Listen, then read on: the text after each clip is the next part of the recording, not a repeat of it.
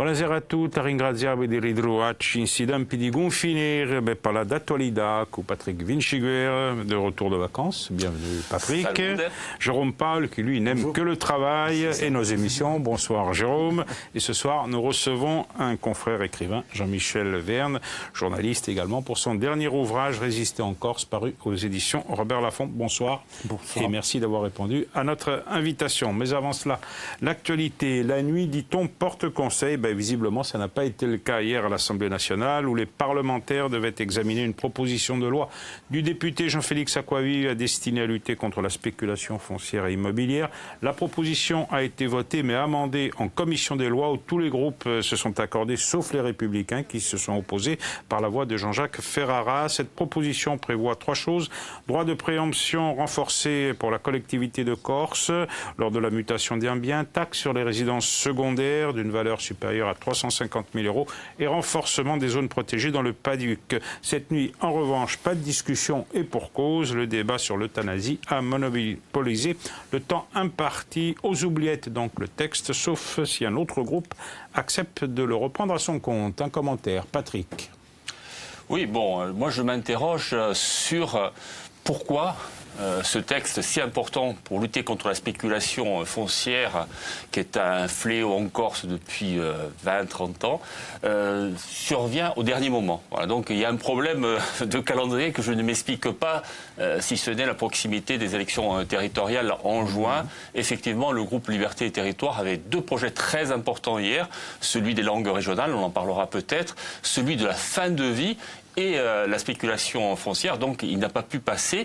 Et pour cause, le projet, la proposition de loi, de Olivier Falorni sur la fin de vie n'a même pas pu être abordée. À minuit, il n'avait pas adopté l'article 1. Alors Jean-Félix Acquaviva... Il y a eu une obstruction là aussi. Oui, il y a eu une obstruction de la part de... Il y avait 2000 amendements de la part de 5 députés, les Républicains. Alors Jean-Félix Acquaviva reste optimiste. Il dit que peut-être la proposition de loi sur la spéculation sera reprise par un autre groupe dans ce qu'on appelle une niche parlementaire en mai. Sauf que Olivier Falorni dit la même chose sur sa proposition de loi sur la fin de vie. Donc j'ai peur qu'il y ait un embouteillage de propositions de loi en mai et que cette proposition ne passe pas sous cette mandature. Enfin, ce qui est intéressant quand même, c'est dans cette affaire, c'est que le groupe La République En Marche a voté en commission des lois, sauf un amendement concernant la taxe sur les résidences secondaires, et que il se dit que le groupe La République En Marche, majoritaire, pourrait reprendre son texte dans ses niches parlementaires. Jérôme. Non, mais c'est intéressant parce que justement, il y a eu, on peut dire qu'il y a eu un consensus, quoi, et que sauf les Républicains. Oui, mais ça, bon, après, c'est un jeu politique, mais on va dire que cette proposition de loi, elle est assez équilibrée et elle est intéressante, et qu'elle avait toutes les chances de passer, et que... Sauf que si on modifie l'article 2 sur la possibilité donnée à la collectivité de Corse de prélever une taxe sur la résidence secondaire, elle est quand même vidée d'une partie de sa substance. Ça a été abandonné, ça a été abandonné en commission des lois. Il y a un amendement, c'est une taxe sur les notamment de plus-values en France. cas de revente. Voilà, c'est pas du tout la même chose. C'est pas du tout la même chose. C'est pas la même chose, mais après que ce soit... alors c'est sûr que si c'est la région qui récupère les ressources, c'est toujours plus intéressant pour la région, parce que les régions ont de moins en moins de ressources. Mais s'il y avait une taxe maintenue sur les résidences secondaires, l'effet est positif. Ça peut freiner le développement des résidences secondaires. C'est ça qui est important. Je pense qu'on est quand même dans une sorte de régénération, on va dire, de certains idéaux nationalistes, parce que les nationalistes, ils ont été élus sur le concept de l'immobilier, de la spéculation immobilière, le statut de résidence, le truc qui arrive jamais, on va dire, au bout. Et donc là, on a l'impression que c'est un peu un ersatz par rapport à cette volonté au départ. Ce n'est pas un hasard si on revient aux fondamentaux en fin de mandature, parce qu'il y a des élections dans 2 mois. Je pense que ce n'est pas un hasard. Ça, c'est pas sûr qu'ils aient lieu. C'est quand même un concept important, c'est que la République est une et indivisible.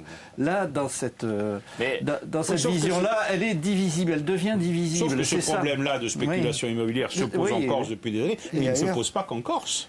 Mais il ne se pose pas. Donc de vouloir faire toujours des lois qui s'appliquent partout. Le problème se pose de façon aiguë.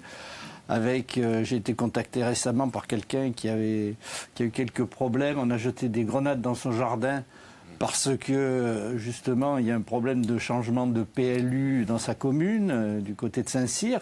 Dans le Var, il s'en passe des vertes et des pas mûres, si je puis dire. Et donc, on est dans une situation, c'est vrai, qui soulève peut-être la nécessité de légiférer. Mais au-delà de ça, ce qui est intéressant, c'est qu'on pouvait s'interroger sur la capacité des nationalistes corses à faire passer des lois et des idées au niveau de l'Assemblée nationale. Et là, on a la preuve que c'est possible, même quand on est dans un petit groupe. Et ça reste quand même une fenêtre ouverte très intéressante. C'est possible si on édulcore le texte, quand même. Non, parce mais... qu'effectivement, Jacqueline Gouraud avait annoncé la couleur en disant la taxe sur la résidence secondaire. Mais après, évidemment, mais même sur pour la collectivité de Corse, ça veut dire qu'on peut être ça ne écouté. passera pas, donc on a dû changer l'article 2. Mais je voudrais revenir sur cette affaire de préemption parce qu'elle est très intéressante. Regardons ce qui s'est passé à Cavallo. C'est pas un bon exemple. À quoi ça a servi? Ça, en tout cas, au-delà de la symbolique, peut-être servi à quelque chose. En tout cas, on constate que la question immobilière, elle est essentielle. Alors, je vous rappelle que M. Anthony Perrino, qui est quand même l'un des hommes forts de l'immobilier dans le sud de l'île, s'est retrouvé incarcéré. Je veux dire, avec mais c'est bien que vous en parliez, puisqu'il a un restaurant sur le terrain qui a été acheté à Cavallo. Oui, c'est ça.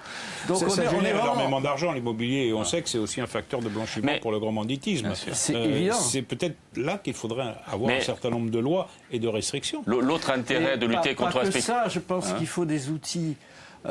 si vous voulez, un peu plus efficace pour lutter contre ces réseaux de blanchiment via l'immobilier. Il faut savoir que, alors, au niveau de l'État, depuis le mois de mars, il y a une réorganisation des forces de police, notamment de la PJ. On a une direction zonale qui remplace la direction interdépartementale de la police judiciaire, qui part de Toulouse jusqu'à Monaco et qui englobe maintenant la Corse. Avant, la Corse était indépendante, entre guillemets, et rattachée directement au ministère de l'Intérieur. Là, on a créé une sorte de task force dans laquelle on va avoir un certain nombre de policiers qui vont arriver, des renforts au niveau de la division économique et financière. Donc on peut penser que les choses vont être améliorées, entre guillemets. Mais lutter contre la spéculation, pardonnez-moi, au-delà de la lutte contre le blanchiment, c'est aussi, le but principal, c'est de permettre aux Corses de pouvoir se loger décemment. C'est ça l'intérêt. Et c'est pour ça que je disais qu'en achetant un Cavallo, on ne va pas forcément dans ce sens-là. Bon, c'est surtout une mesure symbolique de dire... Voilà. Alors, on a anticipé un peu sur la chose. On passe au deuxième sujet pour évoquer votre livre, Résister en Corse. C'est un recueil de témoignages. Il y en a 14 d'un certain nombre de personnes qui ne sont pas toutes connues, qui font état de leur expérience face au grand banditisme auquel elles ont été confrontées. Enfin, précisons quand même pas toutes. Certains témoignages relèvent plus parfois de la querelle de voisinage que de l'emprise mafieuse quand même. Pourquoi ce livre, celui des magistrats, ne suffisait pas à décrire la situation? Je dirais que le livre des magistrats, il a ouvert la porte. Il y a eu deux événements importants en fait dans l'année 2019. C'est l'apparition de Juge en Corse et c'est l'assassinat de Massimo Susini. Ces deux événements ont fait que deux collectifs se sont créés pour justement mettre en avant la dérive mafieuse qui touche l'île de Beauté. La dérive mafieuse, c'est une chose, mais c'est aussi derrière tout un fonctionnement de la société corse qui se retrouve aujourd'hui en question. Notamment ce recours un peu pathologique au clientélisme, je veux dire, qui est pas spécifique à la Corse, on le retrouve beaucoup dans le Midi. Ça pas forcément le grand banditisme, le clientélisme, ça existe dans d'autres endroits. Le clientélisme, c'est une des mamelles de la mafia. Vous savez, la mafia, ça a existé pendant très longtemps, il n'y avait pas ce problème de banditisme. Il y a toujours eu du banditisme en Corse, avec, on va dire, un banditisme qui s'exportait beaucoup, qui s'est, on va dire, réimporté avec l'apparition de la brise de mer, qui a commencé à infiltrer tout le tissu économique de l'île aussi, qui est devenu un partenaire en quelque sorte de la vie économique. Et la mafia, c'est avant tout un mode d'organisation sociale. Mais la connexion avec le monde politique, elle est si évidente que ça. Ça fonctionne sur l'intimidation, la peur, la recherche d'un avantage. Je veux dire, il y a des. D'accord, mais pour employer le mot mafia, il faut aussi qu'il y ait une connexion avec le monde politique? Elle est si évidente que ça ici en Corse? Vous savez, un responsable de la police m'a dit, vous savez, vous avez un entrepreneur, un politique et un gangster qui se mettent autour d'une table, vous avez une mafia. Mais Ouais. Il y a un Donc, troisième élément. c'est très simple. Il y a un troisième élément, Oui. c'est l'État, avec ses services.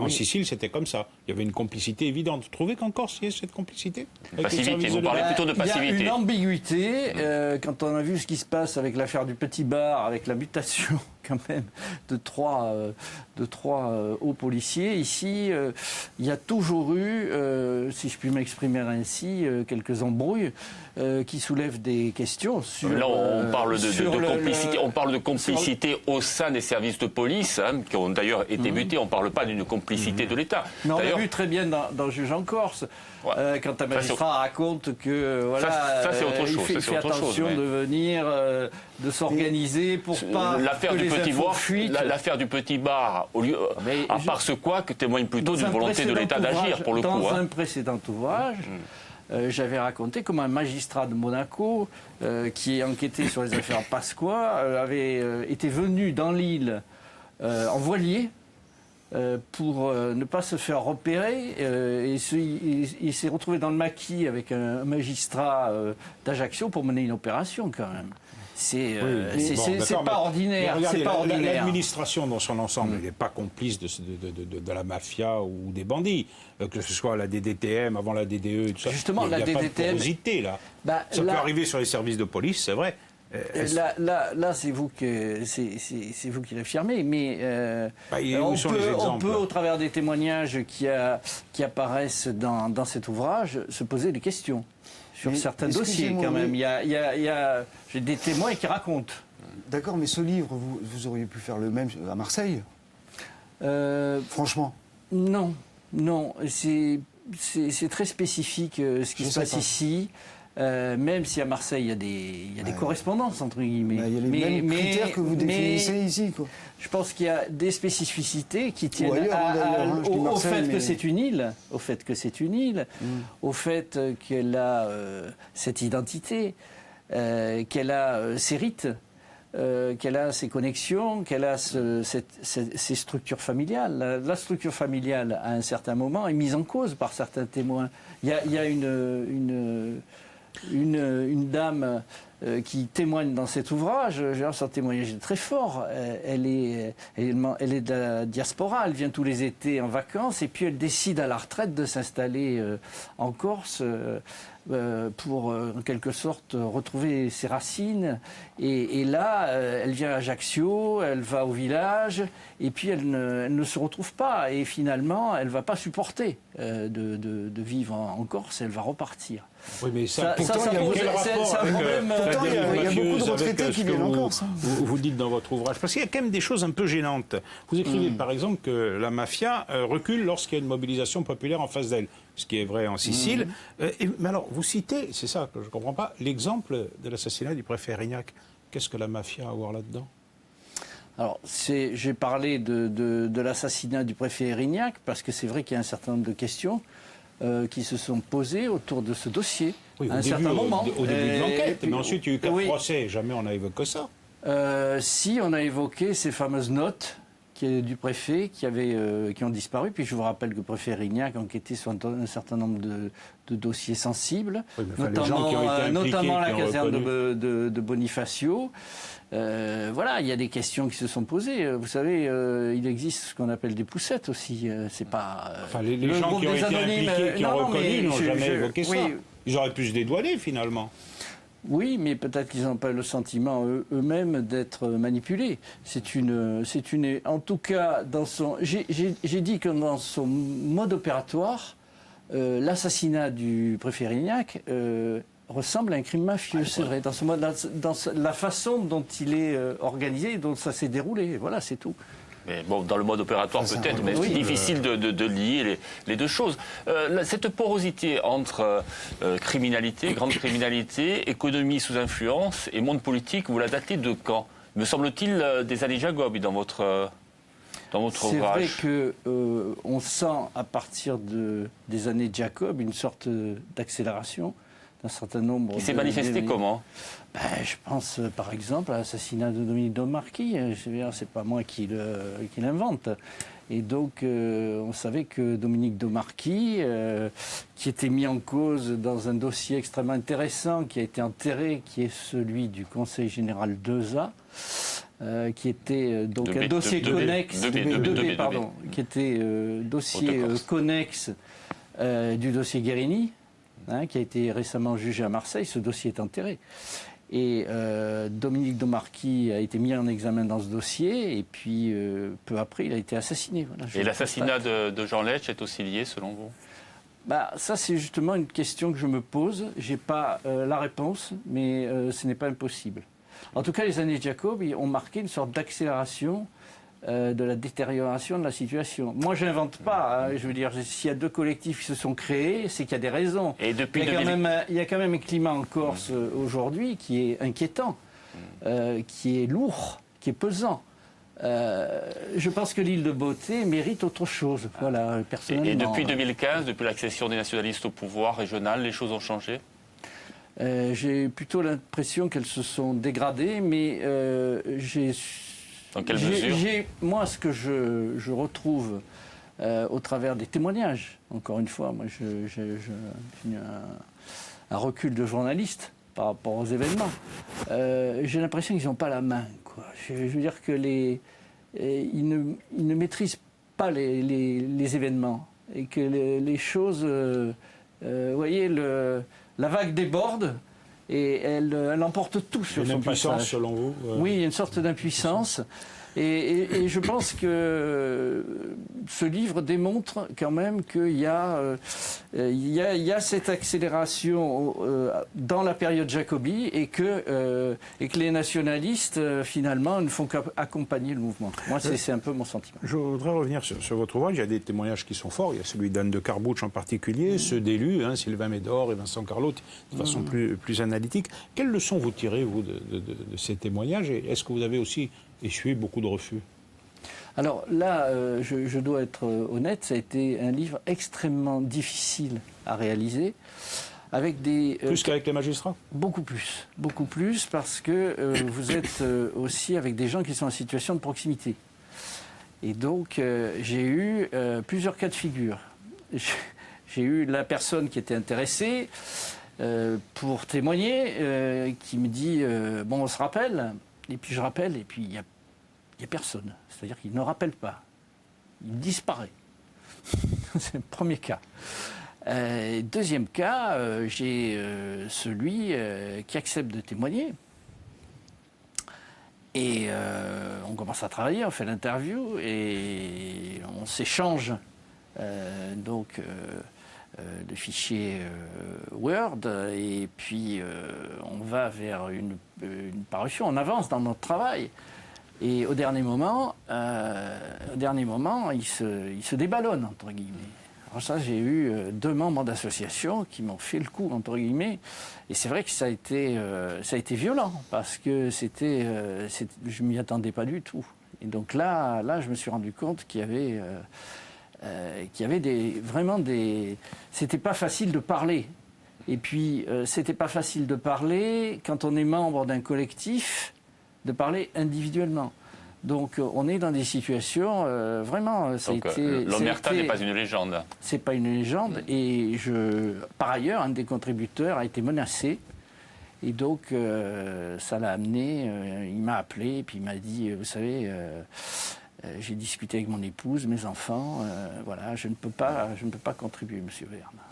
Non, mais je dois le dire, parce que ça s'est vraiment déroulé, quoi. Mais sur l'ensemble des témoignages que vous avez réalisés, la conclusion finale, c'est quoi? Qu'est-ce qui ressort Est-ce qu'il y a des points communs qu'on retrouve? Et c'est quoi la conclusion de l'histoire à la fin?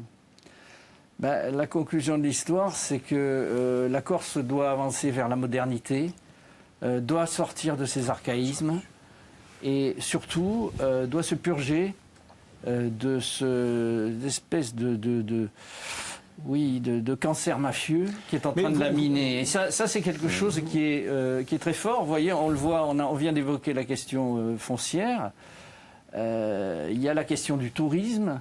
Voilà, on est dans une île qui est traversée par, je dirais, la mondialisation, les influences extérieures, sa mafia locale associée parfois à des mafias extérieures. Donc